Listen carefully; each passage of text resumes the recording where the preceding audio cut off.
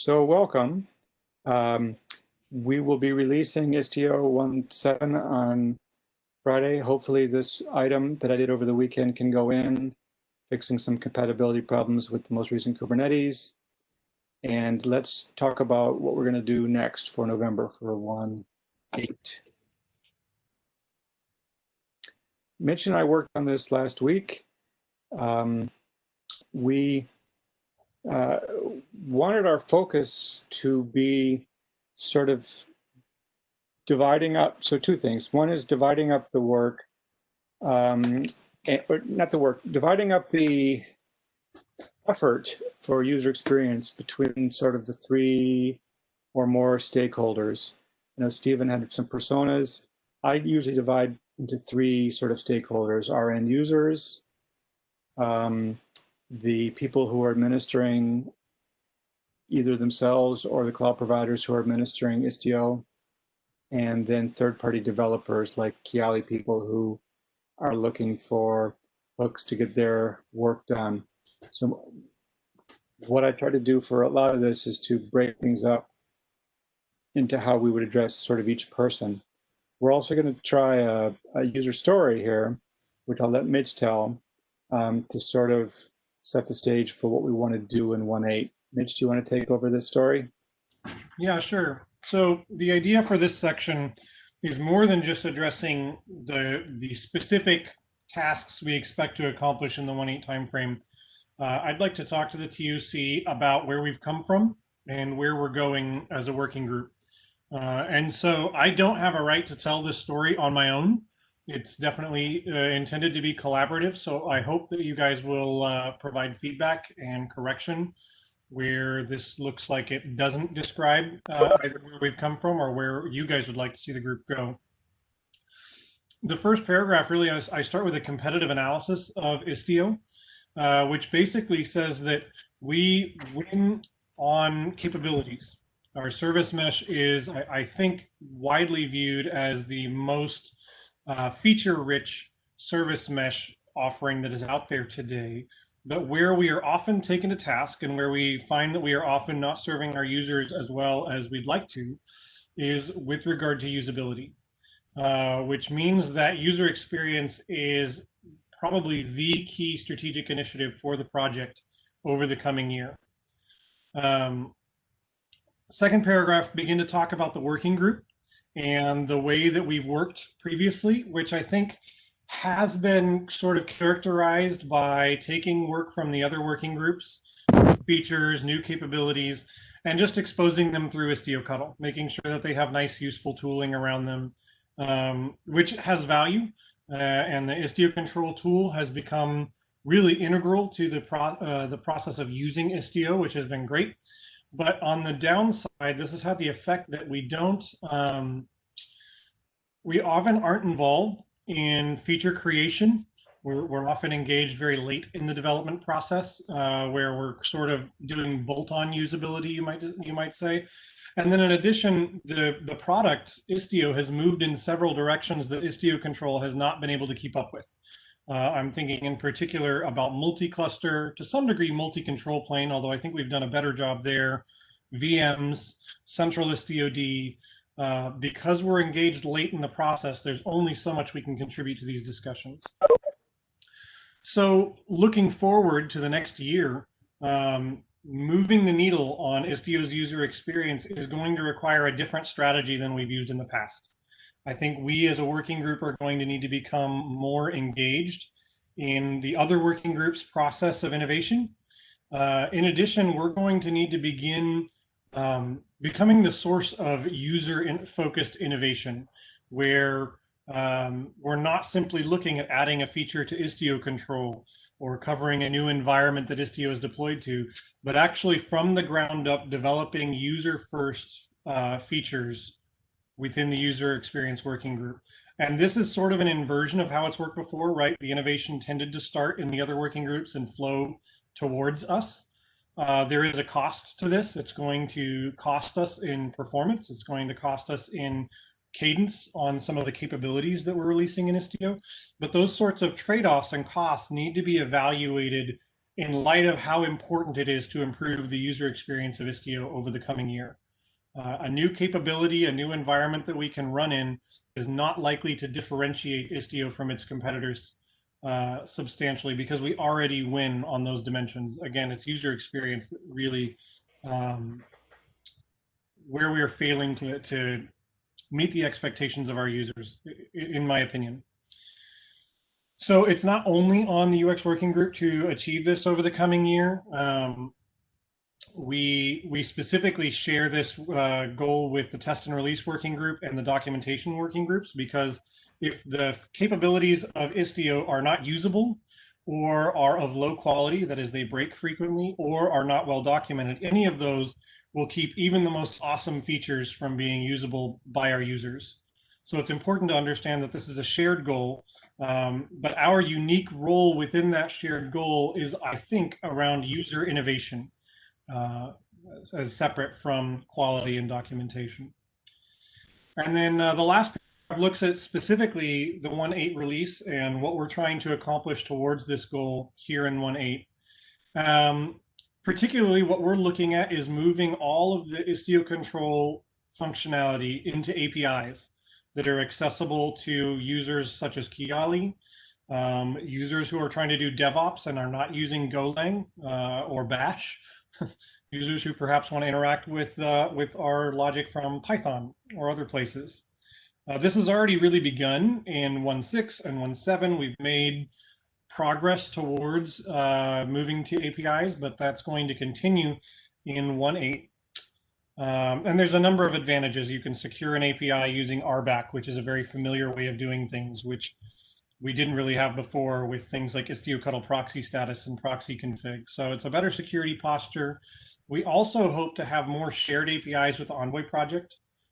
Much of the logic in Istio control for troubleshooting is around clusters, routes, endpoints, listeners, etc. And there's no reason that a tool for troubleshooting an Envoy proxy running inside of Istio shouldn't be common, or using common APIs and common logic to a tool for troubleshooting Envoy generically.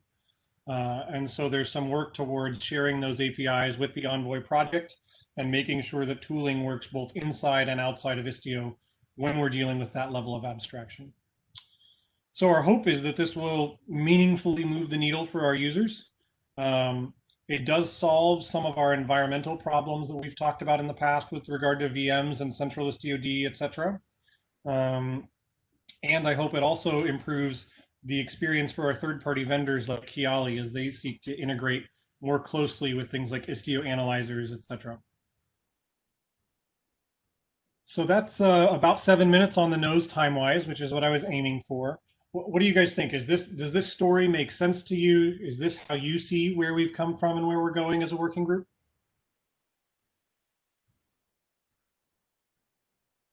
Just generally, it's beneficial to us, right? Like, we want to be orchestrating Istio in our product, and like we have to basically write our own libraries at the moment if we want to do things like that.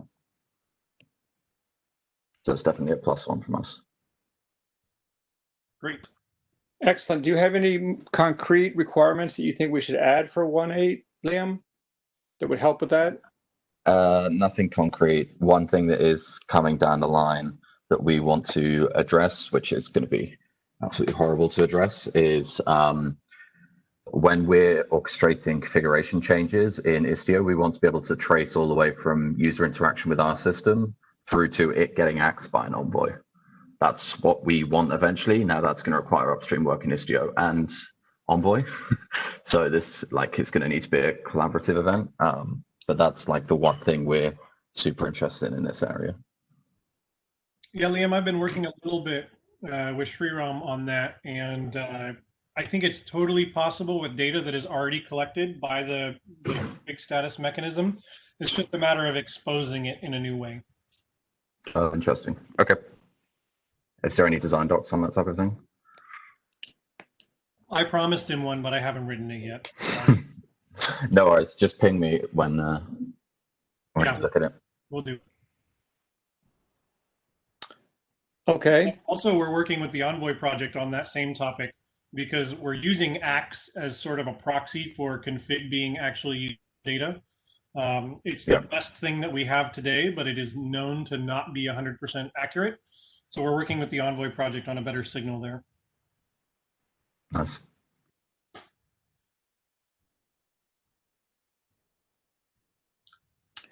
Okay, so I have gone through and tried to set priorities and the 1.8 milestone for the UX items that are in our issue database. And this is what I think is the priorities. Please interrupt if you think something is too low, too high, or in the wrong section.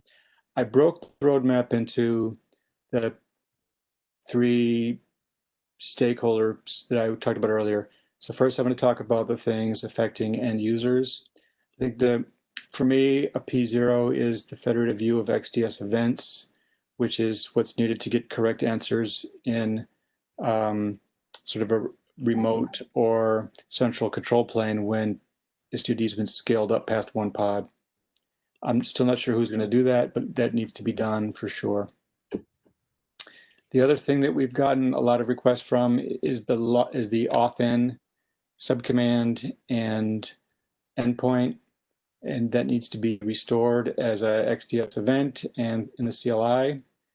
And we think that we can make that happen. And also, I don't know if the issue says this, when we do authn, it would be nice if, it's not on this issue, it's on another one. It would be nice if we can trace that back to the peer authorization and the other Istio resources that caused it. Another one that I think is P0, I'm not sure, is how the credentials, the certificates and tokens make it into IstioCuddle when we're talking to central IstioD and not via the Kubernetes API. I'm not sure what people think about this and what the security working group is going to do, but that's the hope. So for the command line, we want to get back to our RFC to sort of separate these personas between, what I'm calling operator or control plane roles and what I'm calling user or data plane roles. I have a few subcommands or small changes to do. I think we've talked about making it work more like kubectl, where you can use deployment / or service / instead of using a pod name.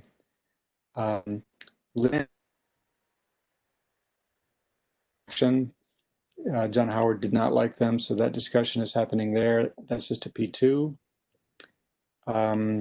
Some improvements on the existing authz command, which no one understands. We want to do that with the security work group.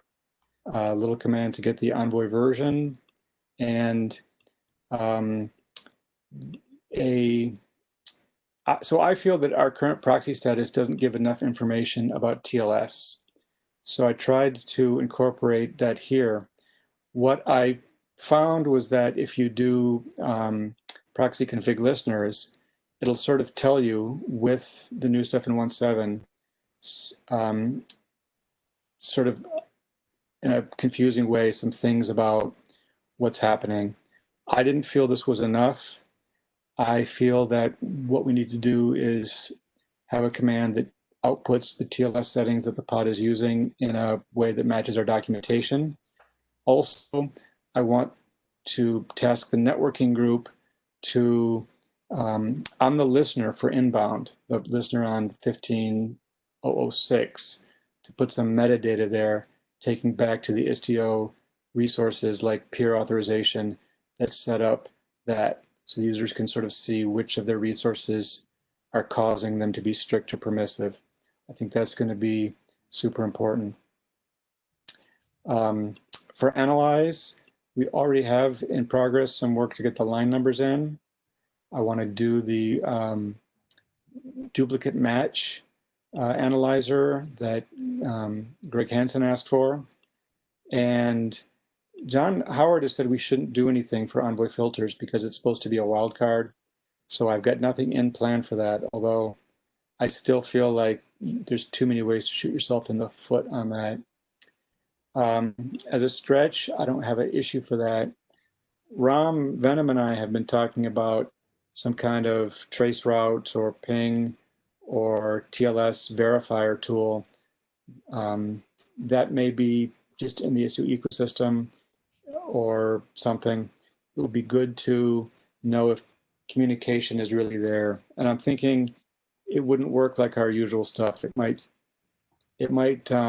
use some ephemeral containers or some Envoy filters to sort of see what's sort of really happening. If the two pods can talk, do they have, you know, network connectivity, that kind of thing. I'm unsure about this one, so I didn't give it a priority. We want to do this multiple control plane stuff that slipped to 1.7 that we had promised to do. The sort of automatic revision checking, if that's possible in multi-control plane.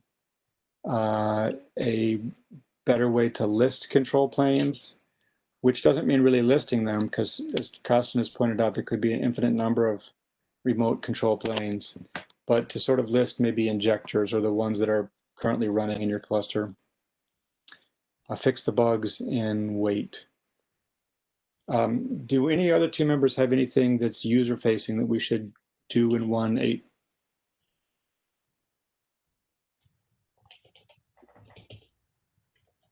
Okay, so I'll continue with the stuff I think we can give cloud providers. So in 1.7, what slipped was this awkwardly named promote Canary to master. With environments, we have to figure out just the best case. If currently you can delete your Canary and then try to upgrade your master. Is that the correct approach, or do we want to promote canaries? This could end up being just a documentation item, but I think we need a real answer. We want a real health check. Currently, the verify install just tells if the pods are sort of running in running status. I think we want to combine those checks that we've always done for verify install with something like proxy status to see if everybody's not stale. Some real simple things just to combine stuff so that verify the health really is meaningful. We will finish up the command to set the control plane logging and finish up the Istio Cuddle upgrade options to inherit settings if you just want to upgrade your existing stuff. And that is all for operators at this point. Can I ask you questions? Hello? Costin. Hello? Yeah, sorry. Can you hear me? Yep. Perfectly. Oh, wonderful. So I have questions on promote Canary to master. Is there a design doc or what's the status and how do you plan to do it? So there was an issue.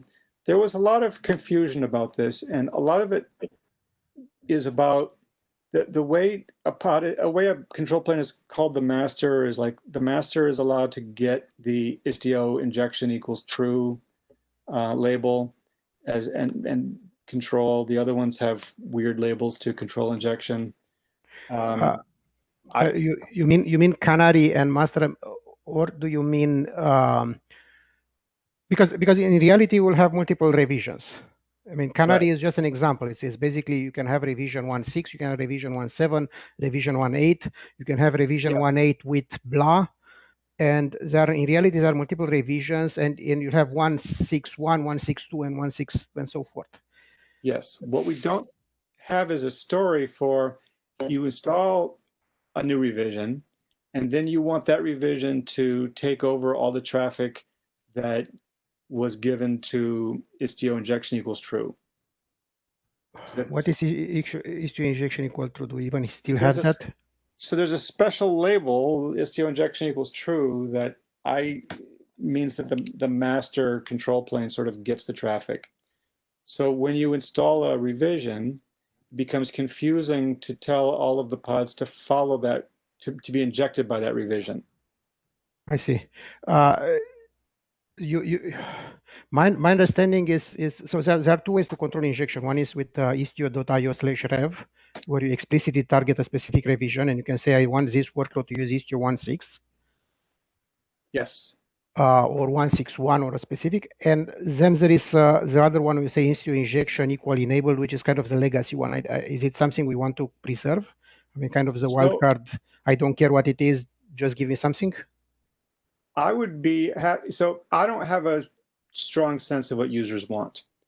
And I had thought we would move to that new style label completely. Yep, me too. But when I made the analyzer tell people that was the preferred way to do it, we realized that you can't say istio.io/rev equals default. Why not? It has to do with and versus or in the way the webhook is configured. So if we think that users should not be using this legacy label, we need to make the story for this work item be about getting off that legacy label. So I don't have a strong opinion about you keeping the legacy or not, but my concern is that I expect most users who care about production and stability and all this good stuff, they will want fine control. I want this workload to be 1.6, maybe 1.6.x. I mean, basically, and to specifically use the revision. I mean, if some beginners or some people just want whatever it is they get, we can keep it, but that should not be the main mode, because in production you kind of want to be exact of what you really want. So that's fair. So when you install right now with Istio Cuddle install and don't set a revision, if you leave that blank, you can't use the new style to inject. But that's kind of for people who are doing in-place upgrade and kind of demoware, not for production, as far as I know. So, Costin, that I totally agree with you that long term that should be the direction that we pursue for production. But we have to understand that there is a mountain load of documentation on Istio.io and blogs that have all standardized on injection enabled. And so changing that is not going to be a 1 or 2 or even a 3 release process. We're looking at years. Yeah, all of our users. And as I said, I have no problem with maintaining it. I mean, I think it's probably a good idea to just keep it and to mean that it's kind of the alias for the prod revision or some stable revision. But my point is regarding promoting something to master is the same problem. You have, let's say, Istio latest or Istio 1.7, and you want that namespace to have the latest minor version in 1.7 branch, but not something in 1.6 or 1.8. So the primary use case is people who are in production who kind of explicitly point to a particular label. And that label is the one that needs to be promoted when you do a minor fix or something like that. So you deploy a Canary maybe with 1.6.7. And then if after it works, you say, hey, promote and make sure that 1.6 is actually 1.6.7. So it's moving from 1.6.6 to 1.6.7. That's really the problem that I suspect most people will have when they, kind of do this minor upgrade or configuration changes. Like I have 1.6.6 with a particular setting. I want to Canary a different setting, like additional CA or something like that. And then I test it, and then I want the 1.6 stable to become the new configuration. Does it make sense? I mean, is it? I think what you're saying makes sense. And I think maybe you and I or myself and Mitch can write up a document for sort of the webhook and what the labels should be and how users should do it. I have no objection to anything you said. I mean, there are two questions here, really. One, if not having objections, and second is if we have a plan or if someone, because we discussed several options. I mean, we discussed the proxy option where one Istio is actually doing some computation and then forwards to the actual version. We discussed patching the webhook with a new version. We discussed in-place upgrade. There are three main solutions for this problem. For me, we're getting in 1.7 a command to delete a revision of the control plane. And it would be great. Currently, you can delete a revision of the control plane, and it sort of tells you these pods are using that revision. it would be great just, and therefore maybe we don't need this. Maybe this is 100% documentation. But well, delete is not really the problem here, no? I think delete is, because if all of our documentation says use this legacy label, and then you install a new version. None of the documentation really tells you how to. Yeah, but in reality, I mean, again, it's going to use one CPU, and I mean, it's not really the end of the world. I mean, you care about not losing traffic and not having a breakage, not really about one extra CPU. That is, I mean, yes, you need delete, but it's the reason the delete is valuable is for vulnerabilities. Yeah. Well, if you don't use it, it's not harming you. But the main question is, we probably need to agree, I mean, as soon as possible on what we want to pursue as a design for how we are doing this migration. I think that's probably the most critical thing, because that's where we hurt the most. And yeah. Do we have anyone from environments here? I'm here. Okay. Yeah, Constant is one of the leads now for environments. Constant is now the environments guy. Okay, perfect. So let's perhaps Martin Ostrowski, we can figure out what should be happening here. Okay. Do you have any preference? That's really. So in my mind, users don't want to delete a Canary and then upgrade in place. They want to switch to the Canary. Agreed, absolutely agreed. So what I want is a command that sort of switches to the Canary and tells you and restarts a rolling restart of those pods. Okay, so from the list of options that we discussed, that covers the option where we do the proxy, or the options where we patch the webhook. So basically, whenever it's the webhook is selecting the other label, basically. Yeah, I think patching the webhook and restarting the pods is a good idea. Okay, then we can go with that. I mean, that I'm happy with either option. Okay. Let's write it down somewhere and let's see if we can implement it, because we still have permissions to patch webhooks, so we can do it.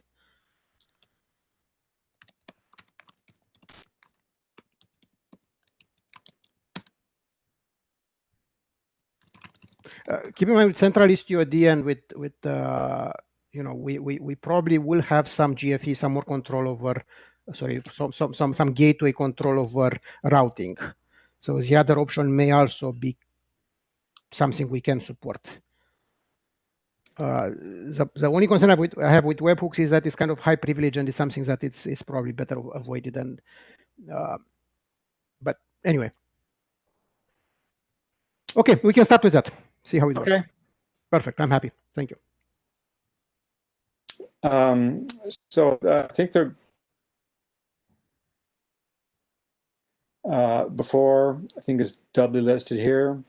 And this CLI, oh no, I think we already talked about these items just now. Does any other Liam, does Tetrad have anything they need for UX and the cloud operators? For the health check, you may want to sync with John Howard. I mean, he's doing all kind of health check improvements for VMs and other stuff. I assume it's the same health checks that we would do on normally for the traffic flow. Or do you have a different health check? Okay. So the things that we want to offer our third parties, first is what slipped in 1.7, this troubleshooting API. We do not have an approved document. In 1.7, we had sort of been working on a document. And this item is sort of to put that work under 1.8. And it's going to be done through these XDS events, which are going to be federated. But the question is sort of what stuff needs to be there, and does anything need to be done not through XDS events, but through some kind of thing that can be controlled with RBAC and all that. Mitch, do you want to say more about the troubleshooting? So for 1.7, the goal is, or 1.8 rather, sorry. The goal is still to simply take the functionality that we have today that we depend on in the debug API and expose it through one well-supported API out the front end. Eventually, we also would like to make additions to this API surface for further functionality, but I think that's probably too much for 1.8.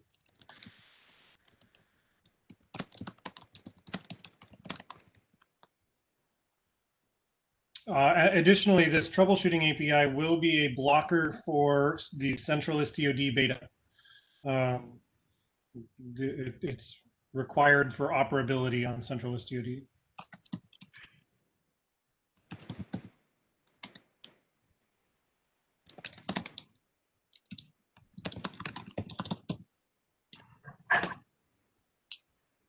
Mitch, do you want to say anything about distribution status, and is that a P1?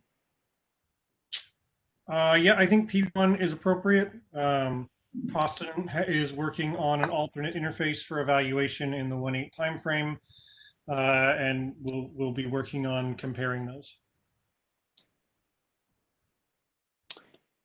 Costin, did I sum that up right? You mean about the eventing, basically? Yes. Yeah. Great. The last item is something that was created by the telemetry group. They want an Envoy extension dashboard. And I don't know if they mean a UI thing or an Istio thing. I want an Envoy extension, at least an output command in Istio, maybe API. And it's not yet clear what it's supposed to look like. So this item is going to be, at least start with being a design item. Can we get some CLI commands to sort of see this? What I'm thinking is we have, especially with WebAssembly, a lot of things that could or could not be inside of your Envoy. There's the WebAssembly that ships with Istio. There's the WebAssembly you're bringing down yourself through Envoy filters. Maybe those Envoy filters are being populated by something like Solo.io's WebAssembly hub. Maybe they're coming through config maps. Some pods have these extensions, some don't. Users, I feel, are having difficulty. They see a bunch of Envoy filters in the Istio system namespace. It's hard to, and they have those filters in the Istio system namespace and your own filters have workload stuff in there, but they're not in there as labels, so you can't use the kubectl label selectors to sort of figure out what's happening. I think what's needed are some commands to sort of say, you know, you're using this set of WebAssembly in your system. These are the pods that have it. Maybe you're using this WebAssembly hub. I'm not sure how exactly this is going to fly, but I think we're going to need that as people do more and more of WebAssembly.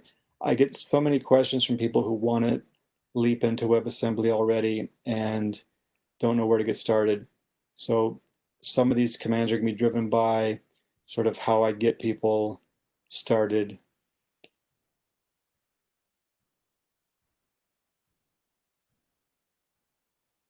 So that is essentially our roadmap. Do we have any other third-party items that we should be working on for 1.8? Liam said something about tracking changes all the way into Envoy. I think this is going to be more of a background task. We need to work. I'll have a chat with Mitch offline about it, but we just need to work out how we're going to do it.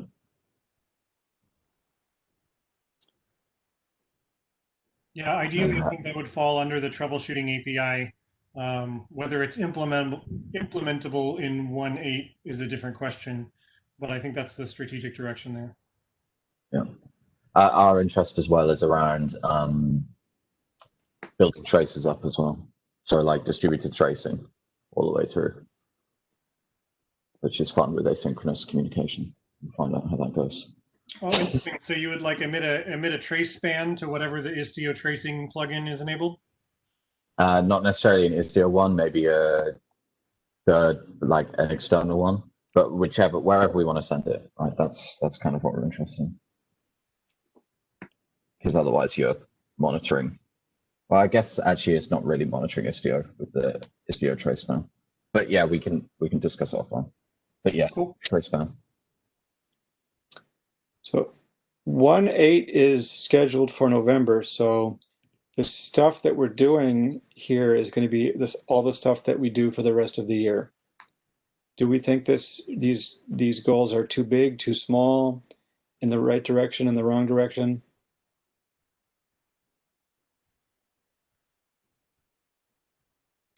I actually have another thing to add for the first affecting Istio end users. I think we talked about aligning the pre-check and the verify install outputs with Envoys. I think I don't know if should be part of Envoys improvements or these overall improvements. And this means the sort of format, the JSON format, or the basically the output code, the messages that we presented in last meeting or 2 weeks ago, that kind of implement those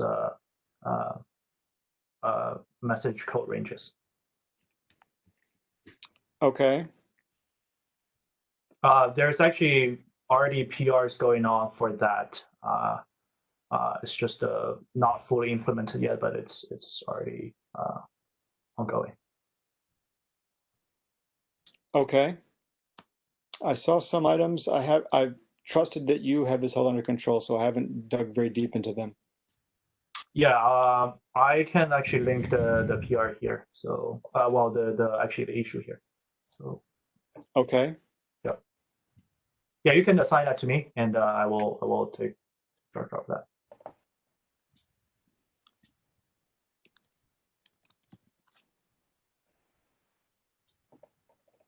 So I believe we're taking this to the TOC on Friday.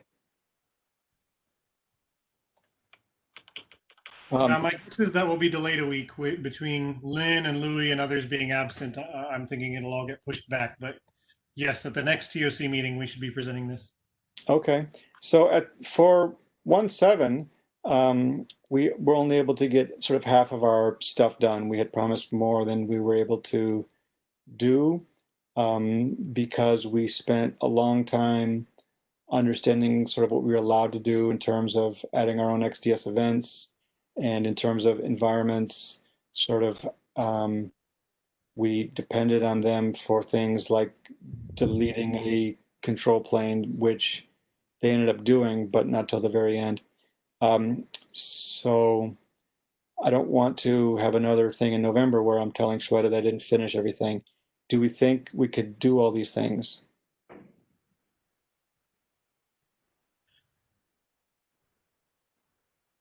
And I think it's important to call out that on most of these, we have dependencies on other working groups, and we share responsibility for delivering on them. So unilaterally, no, we will need our items to be prioritized by other working groups. I've already met with networking and security to try to encourage them to properly prioritize our requests, and I think that was received fairly well. But yeah, this is going to be a very broad team effort.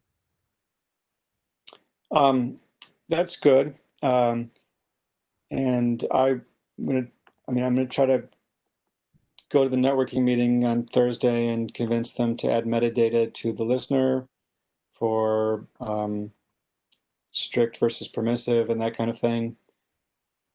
So we will get a lot of this stuff going. And many of this stuff is pretty easy command line stuff. Hopefully that will give us time to finish all these items and get on top of things in terms of having more time to go to other meetings and more time to work on items where our input could have a big effect on usability for users, like the extension dashboard.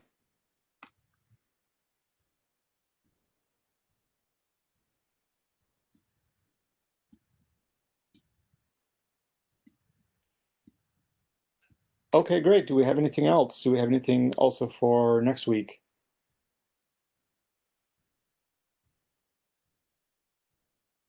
We've been meeting for every week for the past few months for this 1.7 release because we had so much stuff. Do we still like the once a week cadence?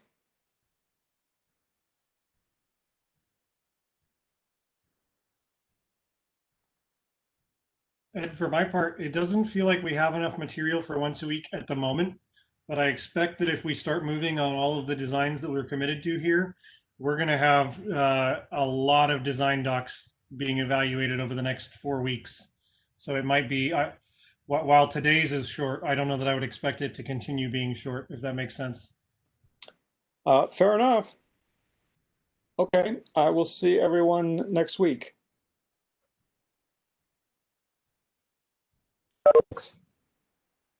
That's good.